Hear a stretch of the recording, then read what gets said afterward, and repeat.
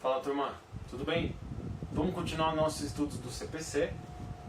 A gente parou no título 3, capítulo 1, e hoje nós vamos falar da seção 2, que trata da modificação da competência. Essa seção vai falar principalmente da conexão e da continência, tá? Nós vamos ver, mas por enquanto vamos começar com o artigo 54, que vai dizer o seguinte: a competência relativa poderá modificar-se pela conexão ou pela continência, observado o disposto nessa seção. Então, antes de mais nada, ele está dizendo o seguinte: a competência relativa poderá ser modificada. E essa é a principal diferença da competência absoluta. A competência relativa pode ser modificada, pode ser prorrogada, o réu pode deixar de contestar alegando a incompetência e ocorre prorrogação, pode ter eleição de foro, enfim, a gente vai ver nos próximos vídeos como que a gente modifica a competência relativa. Mas aqui ele está se preocupando primeiro com a conexão e continência. Então ele diz, a segunda coisa que ele diz é que a conexão e a continência modificam a competência relativa, mas não a competência absoluta, tá? Isso, tranquilo. Observado o disposto nessa seção. Então vamos ver como isso ocorre, como que ocorre essa modificação de competência. Então primeiro, o Código de Processo Civil vai dar o conceito do que é conexão e continência para a gente entender como que elas vão alterar a competência. Então ele começa pela conexão. Reputam-se conexas duas ou mais ações quando lhes for comum o pedido ou a causa de pedir. Então a gente percebe que basta o pedido ou a causa de pedir. As partes não precisam ser iguais, não precisam ser as mesmas partes, basta que haja igualdade entre o pedido ou a causa de pedir. A causa de pedir se divide em fatos e fundamentos jurídicos e o STJ admite, formativo 480, que basta que os fundamentos jurídicos sejam idênticos. Tá? Por exemplo, um pedido de dano material cumulado com um pedido de dano moral, tá? Em razão dos mesmos fatos. Tá? Qual a finalidade disso? É você reunir pedidos num único processo. Você faz uma citação só, você faz uma produção de prova única, você prova um fato só uma vez, você nomeia um perito só uma vez, enfim. O processo fica mais rápido, mais célere, você consegue produzir um melhor resultado, um resultado mais efetivo, um resultado com menos dispêndio de recursos. Tá? Então, e por isso, gera economia processual. E a posição da STJ com relação à obrigatoriedade, apesar de ser um fator que gera economia processual, é que a reunião de processos não é obrigatória, tá? É facultativa. Se as partes quiserem reunir, reúnem. Se não quiserem, não é obrigatório. Você pode fazer dois pedidos em dois processos distintos, não tem nenhum problema. A principal razão da posição da STJ é que, por outro lado, apesar de gerar economia processual, você pode gerar uma dificuldade na defesa, você pode gerar um problema de congestionamento de uma determinada vara. Tá? Imagina, por exemplo, que muitas pessoas ajuizam aquelas ações de massa, né, no mesmo processo, enfim, acaba congestionando a vara, acaba dificultando a defesa, tá? Então, o STJ entende que essa reunião é facultativa. Tá? Parágrafo 1º. Os processos de ações conexas serão reunidos para decisão conjunta, salvo se um deles já houver sido sentenciado. Então, se já foi a sentença de um, não dá para reunir mais. Tá? Parágrafo 2º. Aplica-se o disposto no caput, a mesma coisa. A execução de título extrajudicial e a ação de conhecimento relativa ao mesmo ato jurídico. E 2. As execuções fundadas no mesmo título executivo. Aqui tranquilo, tá? Mas a pegadinha do concurso para você decorar o texto da lei. Não tem muito o que dizer porque é isso aí.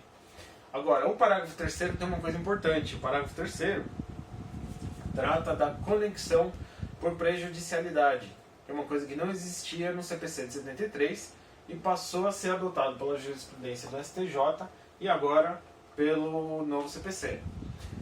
Serão reunidos para julgamento conjunto os processos que possam gerar risco de prolação de decisões conflitantes ou contraditórias, caso decididos separadamente, mesmo sem conexão entre eles.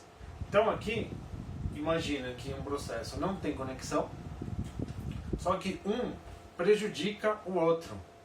E por conta dessa prejudicialidade, existe uma conexão. Tá?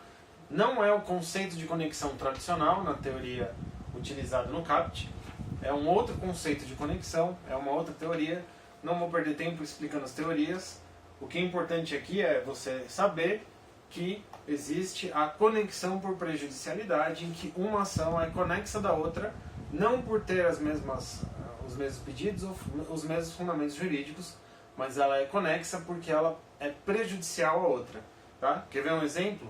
Uma ação de anulação de contrato e a execução desse contrato. Então, uma das partes ajuizou a execução do contrato e a outra parte está pedindo a anulação do contrato. Elas não têm o mesmo pedido, não têm a mesma causa de pedir, tá? Mas se o contrato for anulado, não vai dar para executar ele. Então, um processo, uma causa é prejudicial à outra. Então, elas são conexas no parágrafo 3º do artigo 55. Tá? Conexão por prejudicialidade. Agora vamos ver a continência. Artigo 56. Dá-se continência entre duas ou mais ações quando houver identidade quanto às partes e a causa de pedir, mas o pedido de uma, por ser mais amplo do que outra, abrange os demais. Então, primeira coisa, na conexão não precisa ter as mesmas partes. Na continência precisa. Na conexão é pedido ou a causa de pedir. Aqui é a causa de pedir, e o pedido, além de ter a causa de pedir, tem que ter um pedido mais amplo do que a outra. Então, alguns autores chegam a dizer que a continência é uma espécie de conexão, porque a continência ela é mais restrita do que a conexão, então a conexão seria um gênero e a continência é uma espécie de conexão. Por quê? Porque você precisa ter pelo menos um requisito da causa de pedir igual, e o pedido de uma tem que ser mais amplo do que a outra, além da identidade de partes. Tá? Um exemplo de continência: ação de alimentos e ação de investigação de paternidade. Tá? Eu estou pedindo que tal pessoa seja reconhecido como pai, e eu quero que essa tal pessoa, além de ser reconhecido como pai, que ela preste alimentos mensais. Tá? Então o pedido de uma é mais amplo do que a outra. Certo? Artigo 57. Quando houver continência e a ação continente tiver sido proposta anteriormente, no processo relativo à ação contida, será proferida sentença sem resolução de mérito. Caso contrário, as ações serão necessariamente reunidas. Aqui tem uma redação um pouco confusa, mas ele quer dizer o seguinte: você tem primeiro a ação continente, foi ajuizada primeiro. Depois você tem a ação contida, que foi ajuizada depois. Tá? Então o que acontece? Por exemplo, primeiro você ajuizou alimentos e depois você ajuizou a investigação de paternidade. A segunda ação vai ser extinta sem resolução do mérito. Tá? Isso que ele está falando. No processo relativo à ação contida, será proferida a sentença sem resolução do mérito. Agora, se for o contrário, a primeira ajuizada foi a contida e a segunda foi a continente. A segunda foi a continente. E aí o que vai acontecer? Aí elas vão ser reunidas. Tá? Artigo 58. A reunião das ações propostas em separado far-se-á no juízo prevento, onde serão decididas simultaneamente. Tá? E o que é o juízo prevento nós vamos ver no artigo 59. O registro ou a distribuição da petição inicial torna prevento o juízo. Tá? No CPC de 73 tinha aquela distinção se o juiz estava na mesma comarca ou se estavam comarcas diferentes. O juiz do prevento na mesma comarca é aquele que despachou primeiro, e nas comarcas diferentes é aquele que citou primeiro, tá? Isso a gente não usa mais, ainda bem, porque nunca consegui decorar isso. Agora, o prevento é o local onde foi distribuída ou registrada a petição inicial, tá? Artigo 59 já falamos. Artigo 60. Se o imóvel se achar situado em mais de um estado, comarca, seção ou subseção judiciária, a competência territorial do juiz do prevento estender-se-á sobre a totalidade do imóvel. Então aqui nós já paramos de falar sobre conexão e incontinência e entramos no assunto prevenção. Tá? Então, o artigo 60 está tratando da seguinte situação. Imagine uma gleba de terras muito grande em que essa gleba atravessa um marco divisório.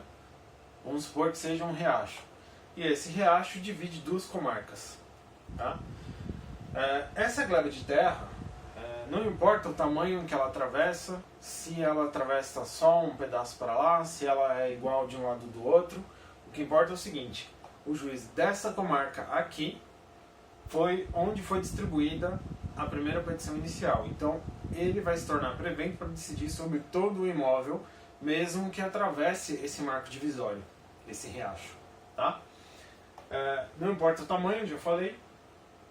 O que importa é a prevenção, a distribuição ou registro da petição inicial primeiro. Tá? Artigo 61.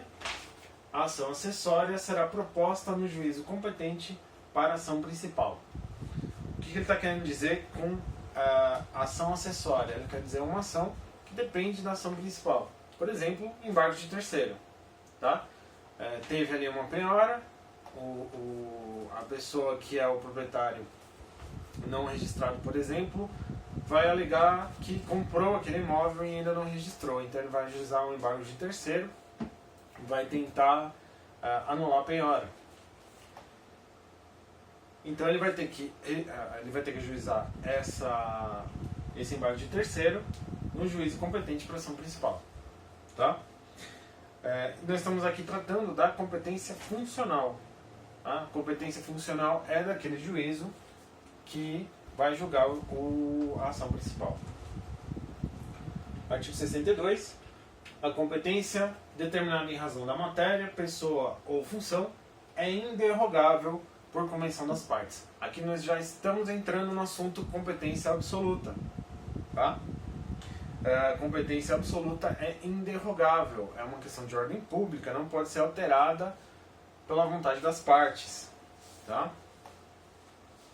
E aqui eu lembro da súmula 33 do STJ. O juiz não pode reconhecer de ofício a incompetência relativa, mas ele pode reconhecer de ofício a incompetência absoluta. Tá? A súmula 33, contrário senso, vai dizer isso. Então a competência é determinada em razão da matéria, da pessoa ou da função. Tá? E o artigo 63, as partes podem modificar a competência em razão do valor do território, elegendo o foro onde será proposta a ação oriunda de direitos e obrigações. Tá? Competência relativa. Ela pode ser modificada. Qual é a competência relativa? Em razão do valor, em razão do território. Tá? Eles podem eleger o foro e também eles podem deixar a competência ser prorrogada, deixando de contestar, deixando de oferecer a manifestação na contestação. Nós vamos ver daqui a pouco que isso mudou com o novo CPC. Tá? Parágrafo 1º. A eleição de foro só produz efeito quando constar no instrumento escrito e aludir expressamente a determinado negócio jurídico. Parágrafo 2º. O foro contratual obriga os herdeiros e sucessores das partes. Isso aqui é importante, porque o foro de contrato vai ter uma eficácia além dos sujeitos daquela relação, né? São os herdeiros e sucessores. Tá? Sucessores aqui pode ser entendido como o sucessor causa-mortes, mas também o sucessor, por exemplo, o proprietário do imóvel. Eu vendi o imóvel, aquele que comprou é o sucessor. Parágrafo 3º. Antes da citação, A cláusula de eleição de foro, se abusiva, pode ser reputada ineficaz de ofício pelo juiz, que determinará a remessa dos autos ao juízo do foro de domicílio do réu. Tá? Então o juiz vai analisar se aquela cláusula é abusiva ou não, e aí ele vai decidir se ele vai remeter ou não com base na abusividade, na nulidade daquela cláusula de eleição de foro. Parágrafo 4º. Citado, incumbe ao réu alegar a abusividade da cláusula de eleição de foro na contestação, sob pena de preclusão. Então vamos imaginar que havia uma certa abusividade ali naquela cláusula de eleição de foro, mas na contestação o réu silenciou, então vai acontecer o fenômeno da preclusão. Tá? Esse assunto é complicado quando você mistura o CDC, por exemplo, que é que normalmente ocorre nas cláusulas de eleição de foro em contratos de massa, né? E aí, a nulidade do CDC é absoluta, em razão da proteção do consumidor. Mas, pelo parágrafo 4º aqui do artigo 63, ela preclui. Então, vamos ver como que a jurisprudência vai lidar com isso no futuro, mas fica um alerta aqui. Tá bom? Então, próximo vídeo nós vamos falar da seção 3, incompetência. Eu optei por separar por sessões, né? Esses vídeos por sessões.